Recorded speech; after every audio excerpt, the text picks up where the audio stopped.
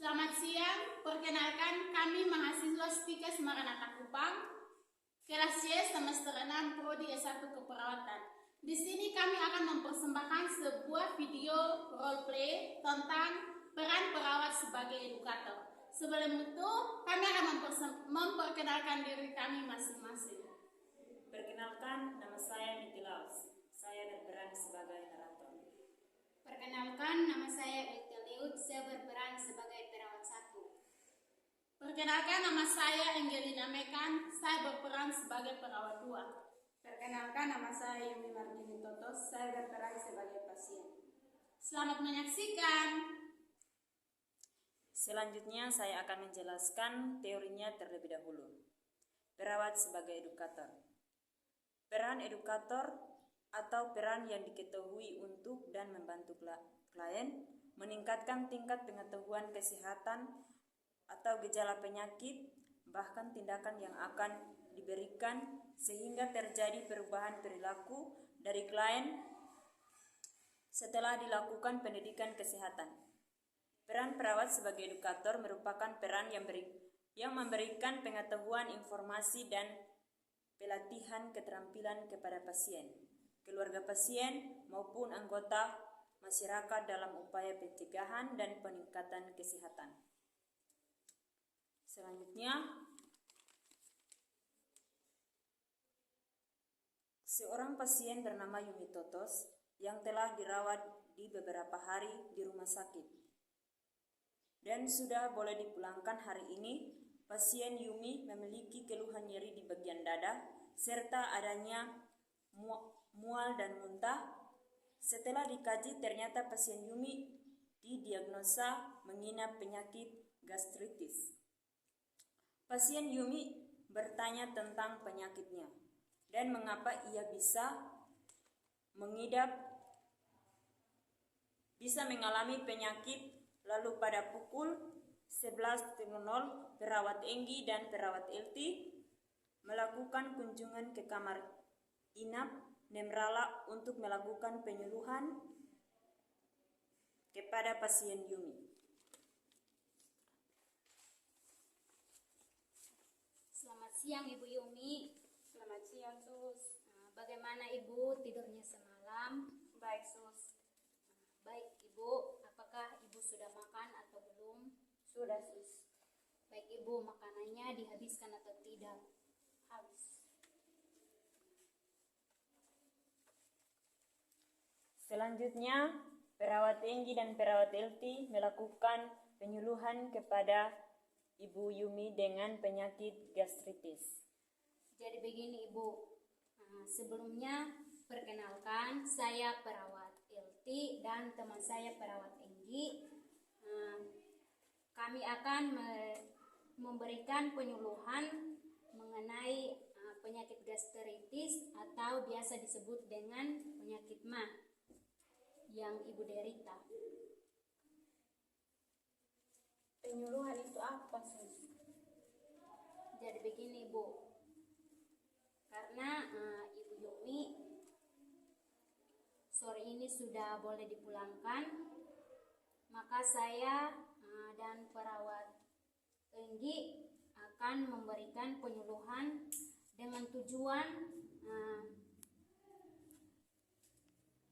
memberikan info tentang penyakit yang diderita oleh Ibu Yumi. Oh, iya, baik, Sus. Apakah Ibu bersedia? Bersedia.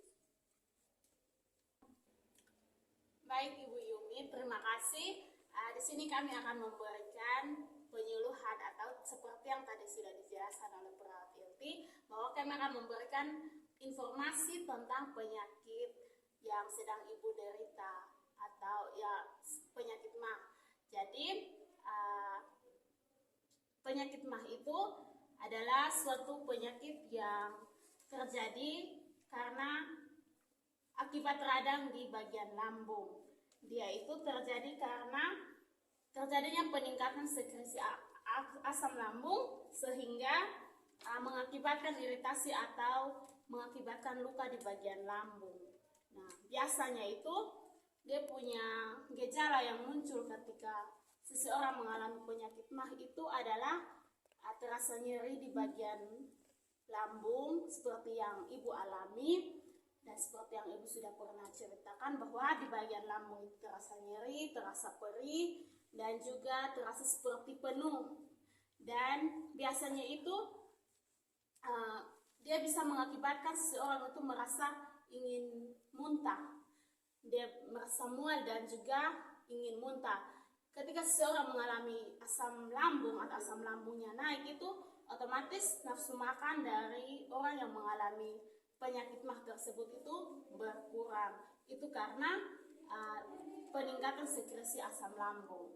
Nah, baik ibu, yang bisa memicu terjadinya penyakit MAH itu ada beberapa. Yang pertama, yang paling sering menyebabkan seseorang mengalami penyakit MAH itu adalah stres.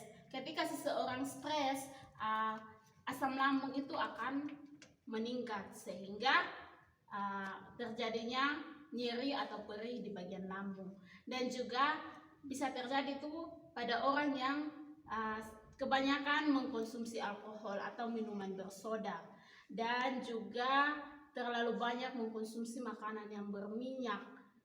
Kemudian yang salah satu penyebabnya lagi yaitu ketika terlambat makan. Seorang yang sudah terlambat makan itu akan lebih cepat memicu terjadinya peningkatan sekresi asam lambung. Oh ya, seperti itu ya Sus. Kira-kira solusi apa yang bisa saya lakukan Sus? Baik ibu, jadi untuk bisa membantu ibu karena ibu sudah mau pulang, agar bisa membantu agar penyakit MAH itu jangan kambuh lagi, ada beberapa hal yang harus Ibu Yumi lakukan. Yang pertama itu Ibu Yumi menjaga pola pikir, jangan terlalu stres, harus stabil, emosinya ibu itu harus stabil. Kemudian Ibu Yumi mengkonsumsi makanan yang lunak, jangan terlalu mengkonsumsi makanan yang keras. Kemudian obat yang sudah diberikan, ibu harus minumnya sesuai aturan yang sudah dikasih tahu oleh dokter. Kemudian ibu juga menghindari makanan-makanan yang instan seperti mie, mengurangi makan lombok. Kemudian untuk minuman, ibu harus menghindari minuman beralkohol atau minuman bersoda seperti itu ibu. Dan memperbanyak minum air putih. Ketika ibu merasakan asam lambung, merasakan di bagian lambung terasa nyeri atau perih, maka ibu bisa melakukan kompres hangat, di bagian yang terasa sakit itu. Dan juga bisa ibu minum air teh dan juga air jahe untuk mengurangi nyeri yang ibu rasakan. Oh iya, seperti itu ya Sus. Terima kasih atas informasinya Sus. Sama-sama ibu. Kalau begitu kami izin keluar karena kami akan melakukan kunjungan lain. Selamat siang Ibu, jangan lupa untuk selalu menjaga pola hidup sehat. Setelah perawat melakukan pendidikan kesehatan tentang penyakit gastritis kepada Ibu Yumi, kemudian perawat meninggalkan ruangan pasien. Demikian persembahan video roleplay dari kelompok kami tentang peran perawat sebagai edukator. Mohon maaf jika ada kesalahan. Semoga